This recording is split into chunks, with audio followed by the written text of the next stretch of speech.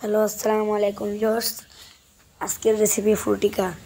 তো এখানে প্রথমে কাঁচা আম ও পাকা আম কেটে নিতে হবে।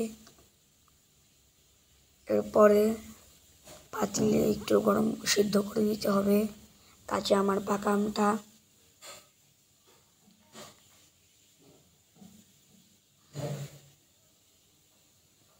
তো বন্ধুরা, এরপরে এখানে 1 চামচ ভিনেগার দিয়ে দিচ্ছি যাতে এটা নষ্ট না হয়ে যায়। তাহলে এটা অনেক দিন রেখে সংরক্ষণ করতে পারেন আপনারা।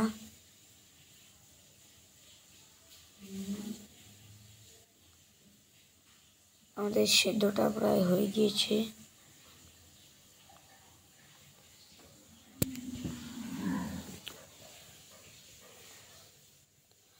তো বন্ধুরা, এটা খেতে মাশাআল্লাহ অনেক মজা। তো আপনারাও ট্রাই করবেন, দেখবেন খেতে অনেক মজা লাগবে।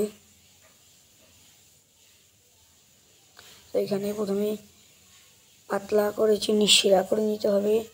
এখানে বন্ধুরা চিনির শিরাটা পাতলা হবে, বেশি ঘন হবে না।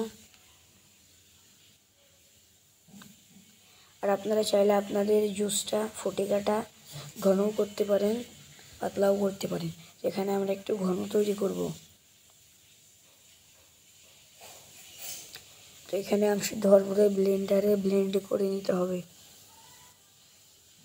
তো ব্লেন্ড করার পর এখানে পানি দিয়ে দিচ্ছি। শিরার পানিটা, চিনির শিরাটা দেওয়ার পরে মিক্স করে নিতে হবে। তো এরপরে বন্ধুরা ফ্রিজে রেখে এখন গ্লাসে ঢেলে নিচ্ছি। তো দেখুন, দেখতে অনেক সুন্দর লাগছে আর খেতেও অনেক মজা।